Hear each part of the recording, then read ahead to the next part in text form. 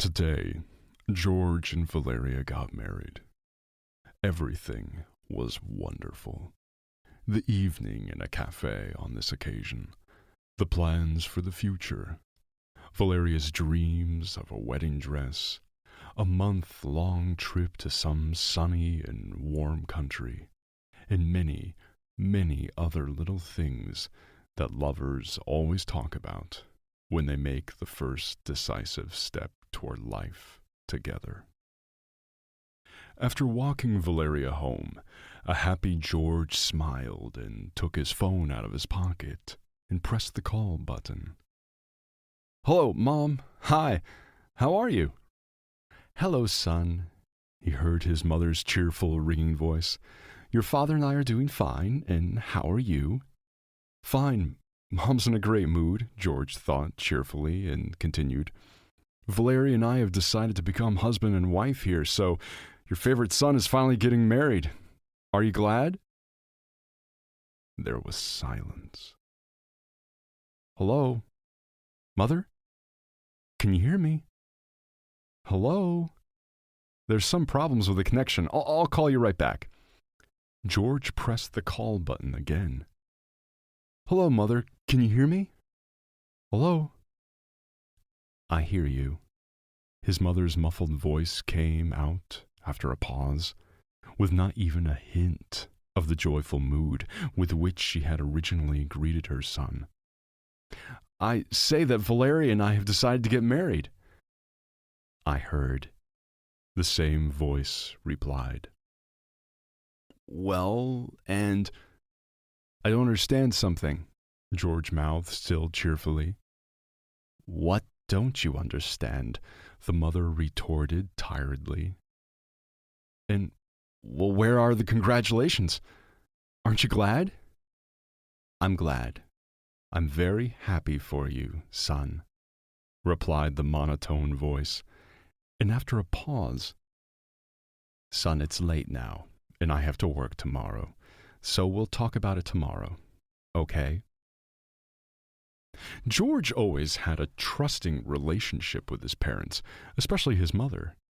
George not only loved his mother, he also had great respect for her as a person, for her determination, for her ability to find a way out of any situation, for her wisdom, severity, and at the same time, some lightness in her relationships.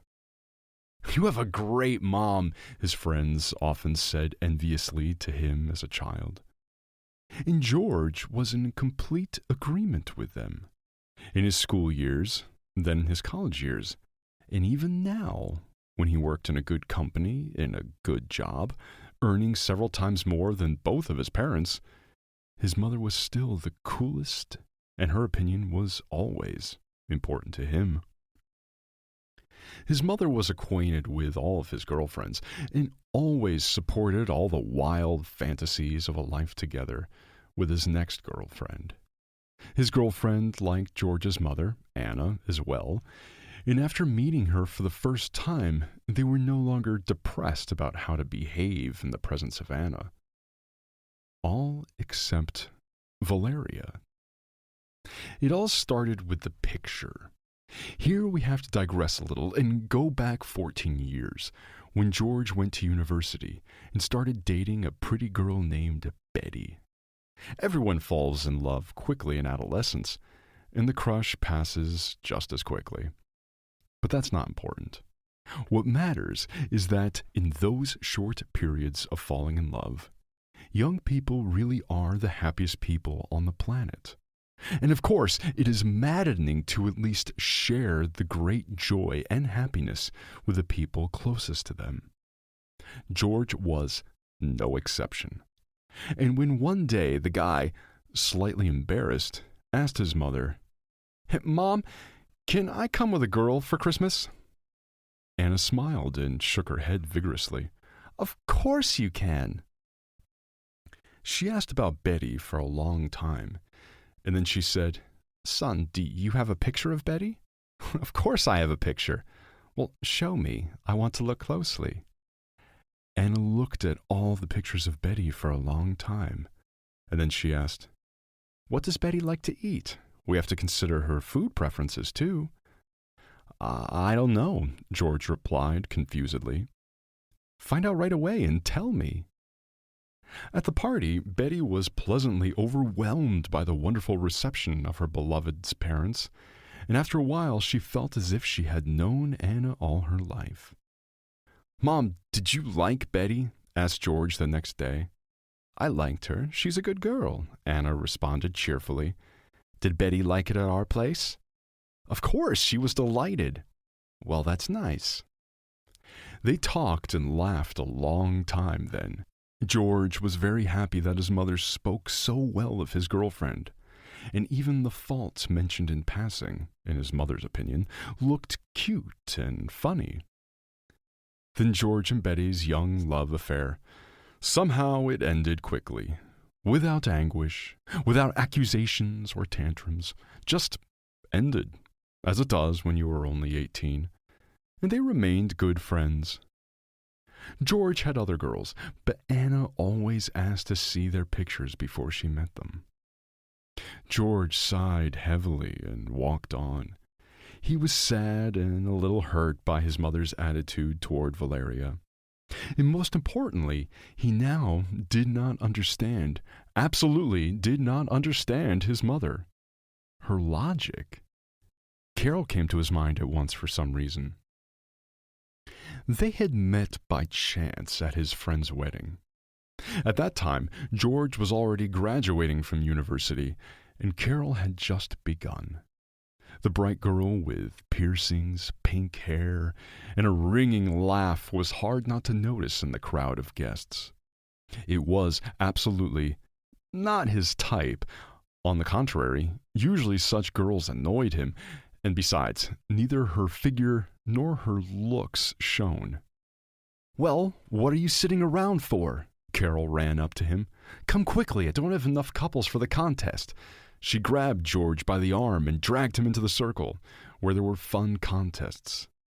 Her momentum was so impetuous and unexpected, and her eyes glittered with so much joyous excitement that George himself did not realize how he found himself in the thick of the contest.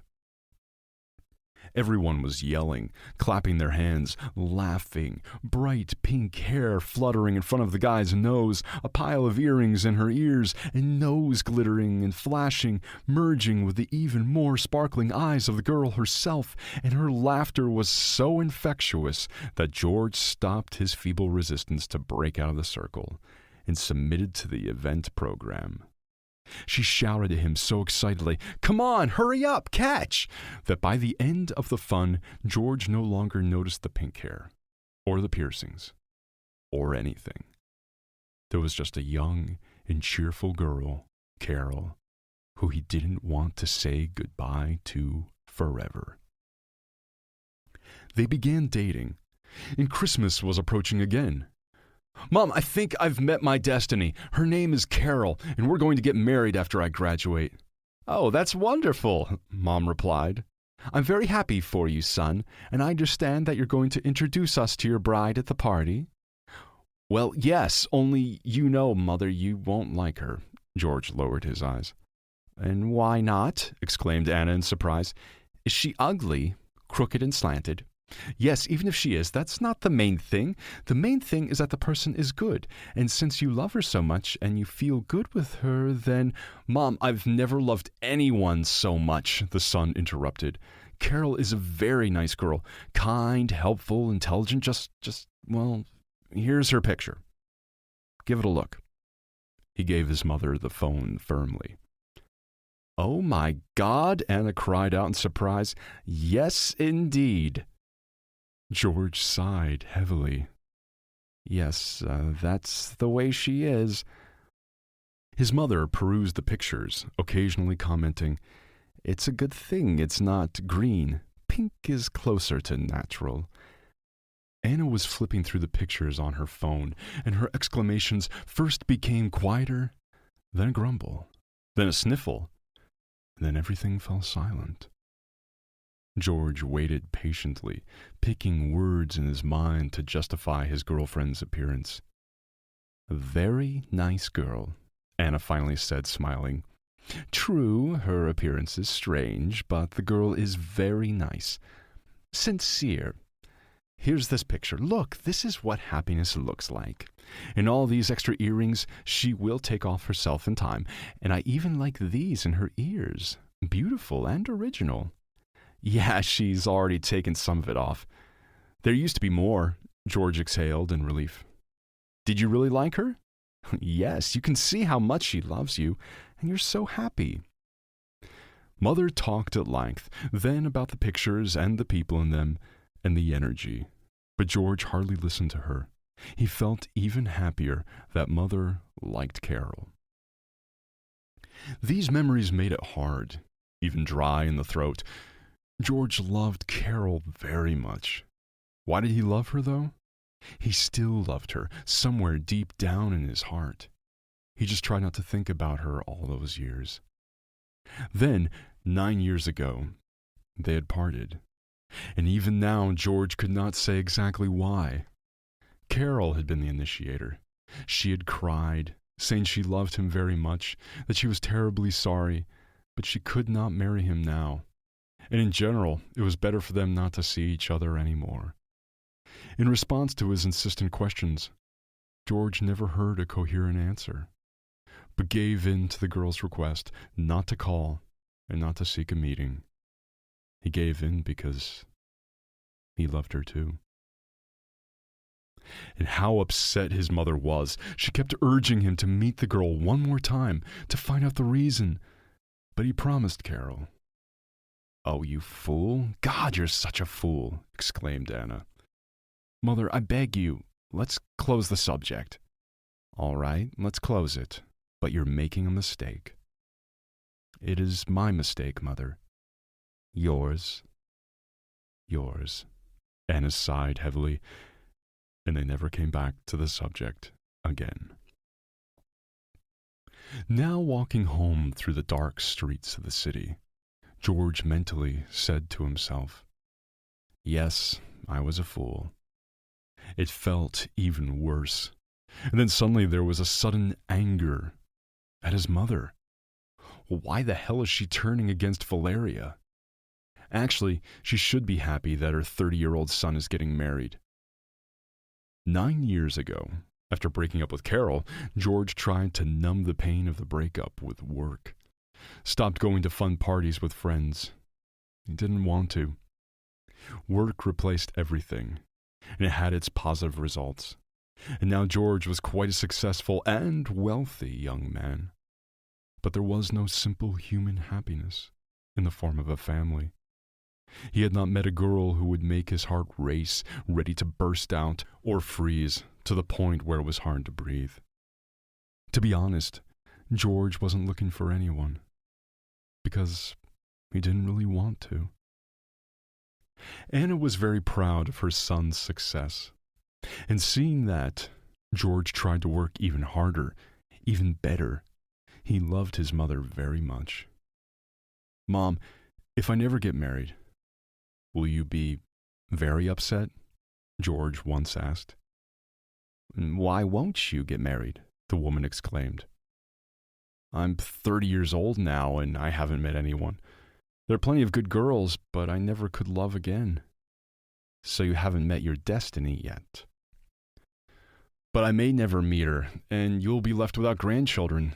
George smiled sadly. Oh, you've got something to be sad about. If you think I can't live without grandchildren, you shouldn't, laughed his mother. Well, seriously, believe me, son, you don't have to ruin your life just so I can have grandchildren. You're bound to meet another girl you love, and everything will be fine with you. They were quiet. George, how is Carol living now? Asked Anna very timidly. The son sighed heavily. I don't know. After all, we agreed then that she would call me herself if she saw fit, and I would not take the initiative. You were right, Mother. I was a fool at the time. But what can I say now? It's been so many years. She loved you so much. I'm so sorry. I loved her too, and I'm sorry too. George and Valeria met by chance. It was spring, the flowers were blooming, and that's what caught his girlfriend's attention. They were taking pictures. What a beautiful figure she has. George involuntarily slowed his pace, and suddenly, unexpectedly to himself, suggested, "Girls, let me take a picture of you together." The photo shoot was really a success.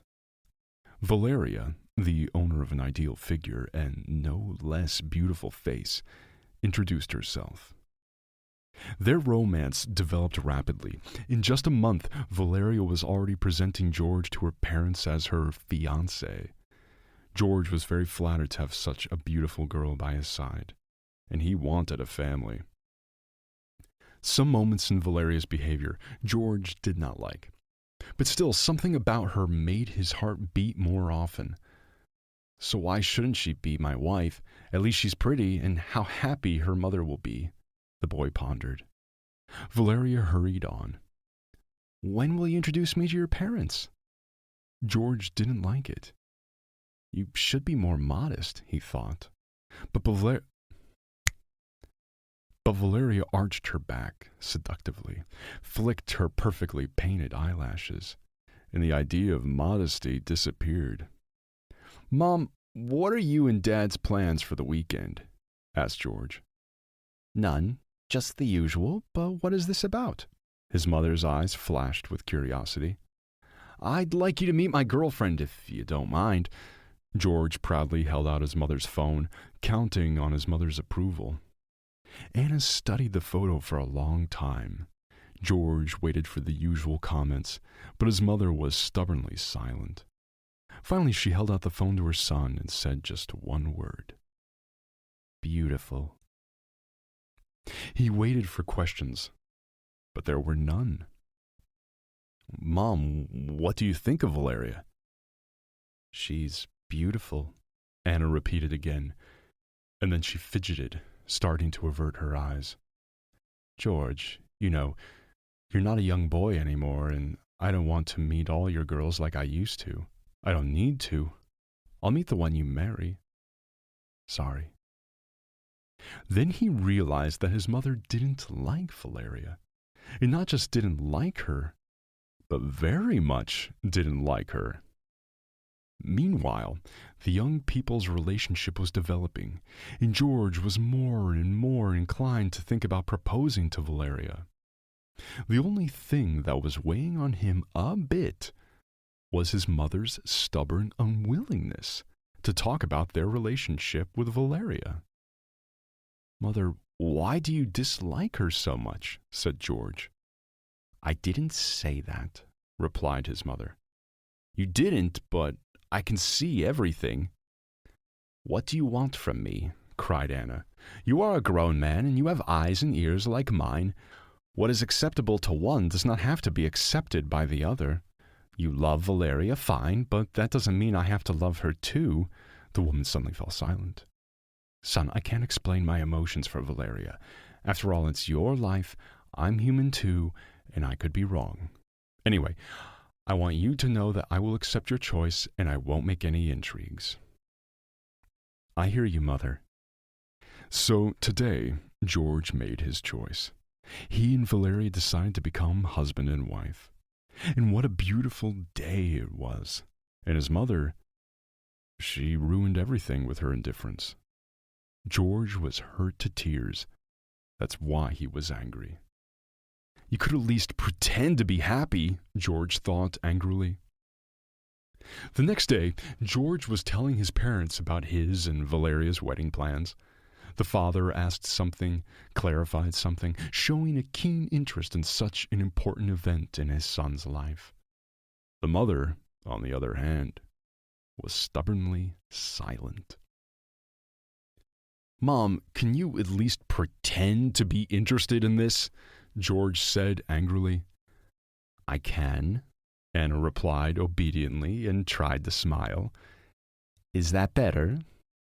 "No." "Mom, come on, what are you doing?" said George softly already. "You don't know Valeria at all. Here you get to know her better. You're bound to like her. Of course she has flaws, but I'm no angel either. And her parents are normal people. Well, maybe you won't be very interested in them, but they're not bad. Yes, you're right, son. Anna interrupted him. I understand everything perfectly. If this wedding is so important to their family, well, on Sunday we'll all go to them together. Don't worry. I'll be set by then, and everything will be fine. What's wrong with you? Asked Anna's husband as George left. Leave me alone. I don't know. Nothing good will come of it. That you don't like your future daughter-in-law is understandable, the husband grinned. But it's not like you have to live with her. Have you seen pictures of her? I've seen her. I think she's a very pretty and showy girl. It's understandable that George couldn't miss one. I wouldn't have passed by either. There. She's beautiful, and that's it. A very pretty shell, but underneath it is cold and empty. Anna, I'm sorry, but you're talking nonsense. It's not nonsense. It's not my fault that most people don't know how to look at pictures. You just have to look carefully. You can pretend perfectly, but a photo reflects just one moment, a split second, and out of the pile of pictures you eventually get to see the true person, their essence. And this Valeria doesn't even love George. She loves only herself, and she always will. Anna cried with helplessness. What can I tell him? What can I explain? Even you don't believe me. You don't take it seriously. And then after all, I'm just a woman. I could be wrong. That's why I feel so lousy and pretending, you know. I've always been bad at it. I really want to be wrong. Really. Do you believe me? I believe you. Don't cry. George is a grown man. Let him figure it out for himself. George, my dad's car broke down and it'll be in the shop until Monday, Valeria said into the phone. And my parents were going to go to the cottage on Saturday morning. Could you drive them? Because my mom is nervous. Valeria smiled. Yeah, no problem, George replied. Early Saturday morning, George drove his future in-laws to the summer house. He had been there in the summer. It was nice, fresh air, nature. When the father-in-law-to-be finally opened the gate, George froze in place, stunned by what he saw. The skinny dog and cat were staring at him. Are you still alive? Get out of the way! Get underfoot! The future mother-in-law shouted angrily, heading for the house. Let's get out of here. The future father-in-law stomped his foot, following his wife. The animals jumped awkwardly aside, seeing their owners off with a wistful look. That's Jack and Felix, isn't it? That's them, isn't it? George looked confusedly at Valeria, who approached. Well, yes, that's them, the girl nodded indifferently. I thought you took them into town with you when you left. No, Valeria wrinkled her pretty nose. Animals don't belong in a city apartment. But they will die here. You can't do that. The cat and the dog rushed towards George. Jack wagged his tail as hard as he could and whimpered pitifully as if to say, Well, where have you been so long? It's cold here and there's nothing to eat. You're back at last. And Felix rubbed diligently at the guy's feet and sneezed incessantly. George, come and help. Jose can't do it by himself, called the future mother-in-law decisively. What are you fiddling with those animals for? Barbara, are you leaving them here all winter? What will happen to them? They are animals and have to feed themselves. Come on, hurry up. We have a lot to do. But they'll die. Then that's their fate.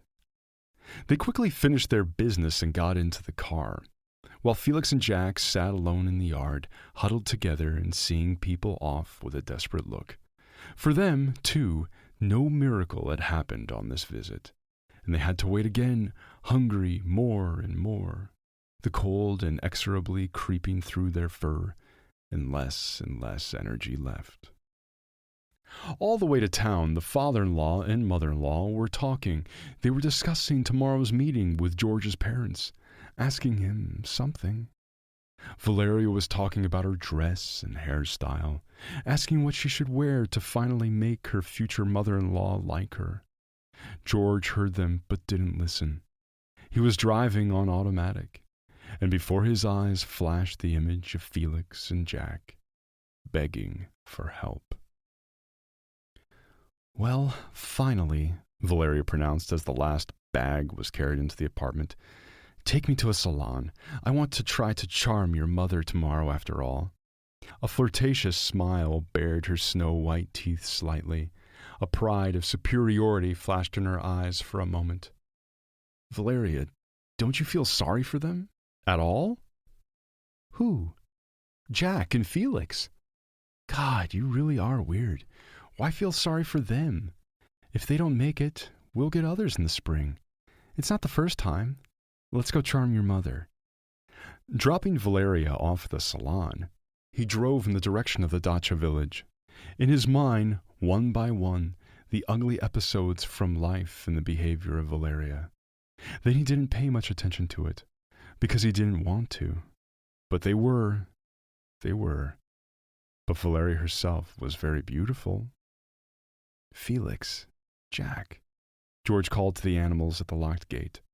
Come here, let's go warm. Come on, what are you?" The cat and the dog crawled outside and stared incredulously at the man.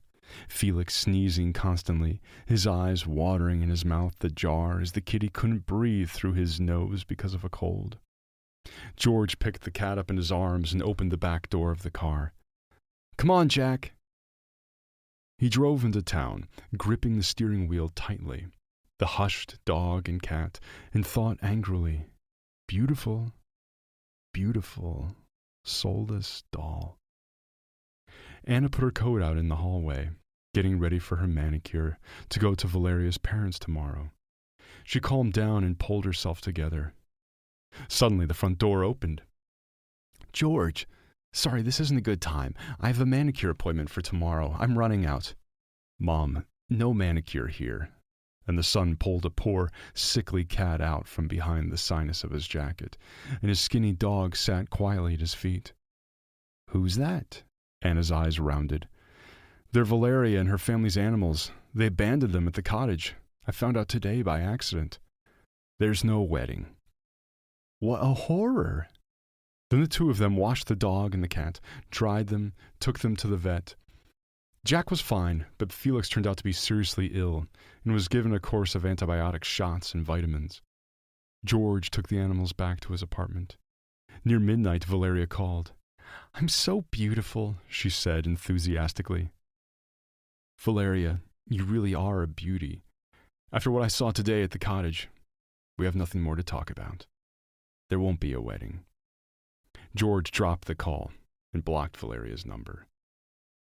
George dutifully took Felix to the vet, and one day he ran into Carol, or rather, he first bumped into the big old dog who could barely move his paws anymore. And when he turned his gaze to the owner, or rather his mistress, Carol? George!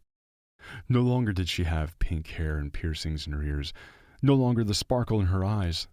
She was a tired young woman standing before him. But something exploded in her chest, causing her heart to stop for a moment, and then to beat at breakneck speed. "I was so young and stupid then," Carol said, sitting on the bench. "I was curious about everything. I wanted to try it myself for the sake of curiosity. So I got into a cult. At first it was interesting and great, but when I had an epiphany, I couldn't get out of there. They wouldn't let go, threatened the lives of my loved ones and loved ones. I was very afraid that someone would get hurt. That's why I left. Thinking that I could handle it on my own, I couldn't. When my parents found out about everything, they went to the police, but it wasn't that easy. Finally, they dealt with the cult, but my mother couldn't stand it, and she had a heart attack. I was the one who killed my mother. Why didn't you call me? I was waiting. I felt then that I had no right to happiness. My father sometimes looked at me like that. I know he blamed me for my mother's death. I broke down completely, morally. I don't want to tell you anymore." "And now, how do you live now?" "My son is 4 years old." "Does your husband love you?" "I don't have any husband. So, there was one, then he left, and left me his old dog. said he realized we weren't on our way. "Mom, I want to show you my fiancée." George held out his mother's phone firmly. "Oh, so that's Carol," exclaimed Anna, taking a long look at her picture. "Only she's very unhappy. She still loves you very much, and she's very hopeful and afraid." "Good girl," the mother finished in a whisper.